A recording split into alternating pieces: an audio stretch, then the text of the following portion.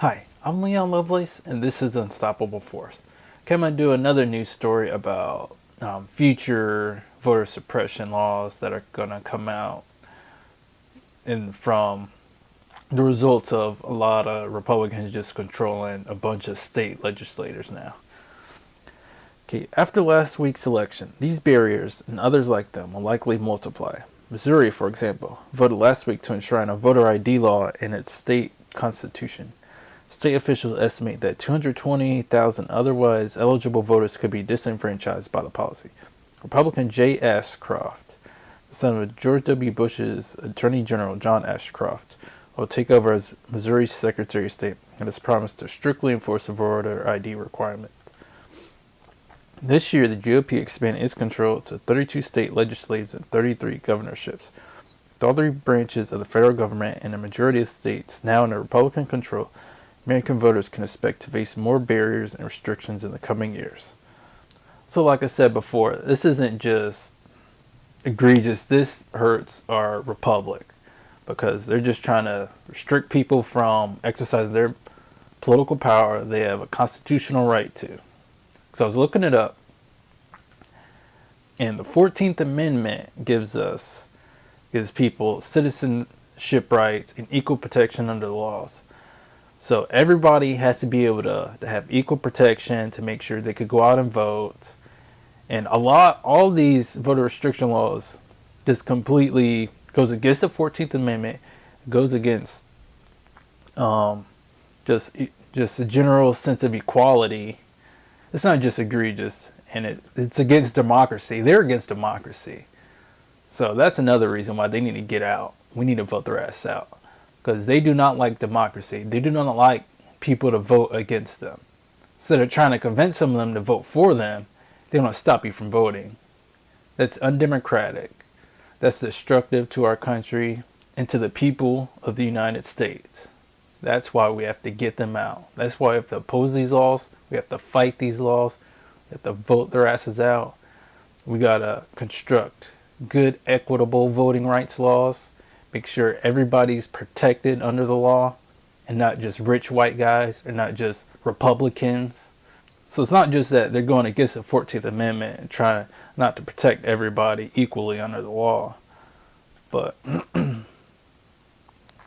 we also need a fight to get an amendment to make sure our voting rights are protected.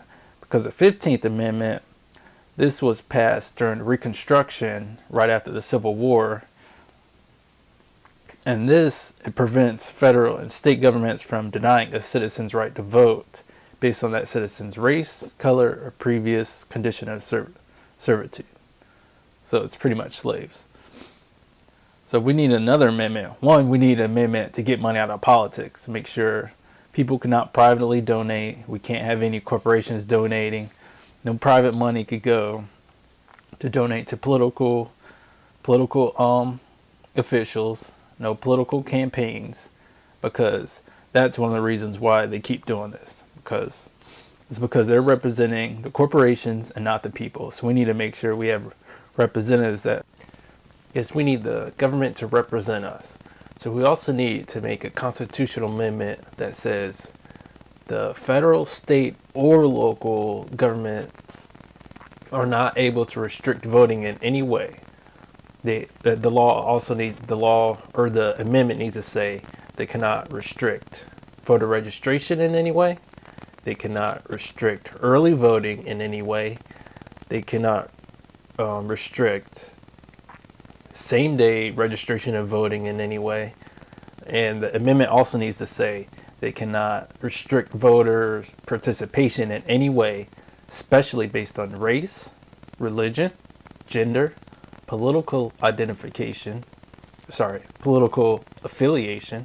income level, location, gender identity, government identification possession, disability.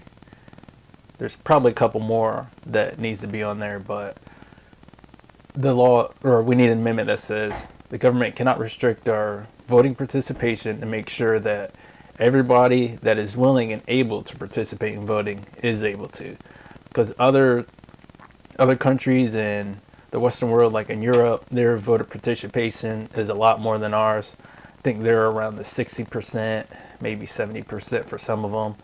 Ours are around the 40%, and that's just too low. We need to get up to the 50, 60%, where at least 1% more than half of eligible Americans are able to vote, because that's just a lot of people that aren't getting their political viewpoints heard out and implemented at all.